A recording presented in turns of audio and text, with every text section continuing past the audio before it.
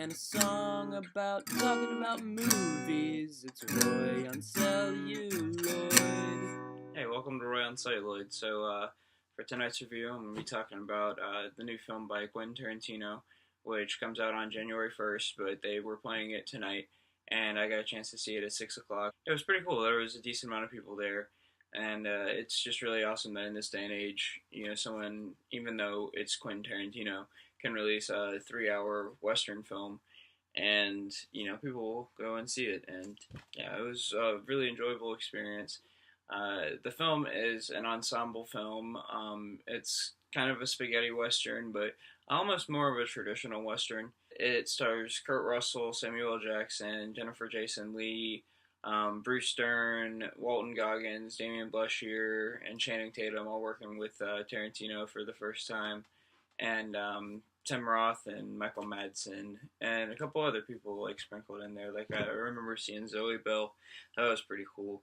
And I think Tarantino was the narrator, and that was kind of weird, but it was.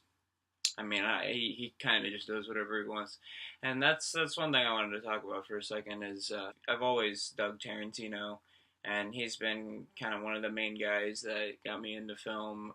When I first saw Kill Bill when I was in high school, it just kind of drew me in, and I had seen Pulp Fiction before, but that was the first time I was presented as this is Tarantino, and this is what he does and what he's about, and I ate it up, and I still eat it up.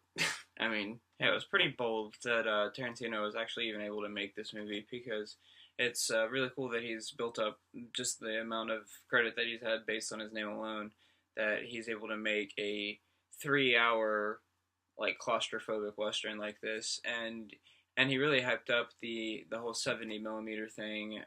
And I thought that was really cool, but I didn't get to see it in 70mm because, alas, I don't live in a city that they cared enough to install that for. The constant struggles of being a regular suburban human. I saw it in regular, normal screen. But I have to say, it's interesting that he chose to use this rarely used format that's so prestigious.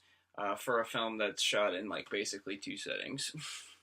Pretty bold move, but it looks great. I can't fault it. It looks really good.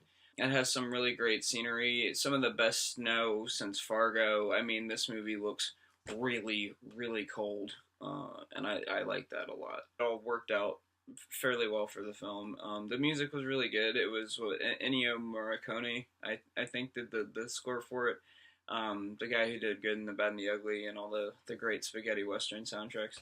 Yeah, he did the score for this, and that was really cool, and it sounded really different for him. And I liked it. And I'd say the standout performance of the whole film, the probably the pop out is either Jennifer Jason Leigh or Walton Goggins. They were the killers. But Kurt Russell, Sam Jackson, all solid as to be expected. Nobody was bad, and I like Bruce Dern a lot too. But I would say Jennifer Jason Leigh, especially in the final act, she just, oh my god, she's so good. Walton Goggins got a lot of laughs. He was really funny, and they were all really well written characters, and it was just a fiesta of filmmaking muscle being flexed. That was basically the whole film. The first thing I heard when I walked out of the theater is a gentleman to my left said, I didn't like it as much as Django, he said to his companion. And I was just thinking, even though it's kind of in the same line of movies of Django, because it's about the Civil War, or, a fictional history around that time, it was totally different in tone. It was a completely different movie. That was a hero revenge story. This was just a nihilistic, bleak character study. And, it was probably the best, ensemble, claustrophobic one setting that I've seen in film since probably Sidney Lumet's 12 Angry Men, which is one of my favorite movies. It's really good. And this movie was probably the best movie I've seen like that. There's a few other ones that are really good in there.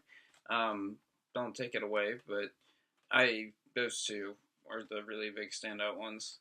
But yeah, that's the Hateful Eight. I really liked it. In case you couldn't tell, I'm not going to do star numbers anymore because I think that's kind of silly. I have a whole huge opinion about that, but it's silly. Yeah, that's it. Hateful Eight. It's a good movie. If you like Tarantino, you're probably gonna see it anyway. It's really good. Check it out. Thanks for watching. Hey.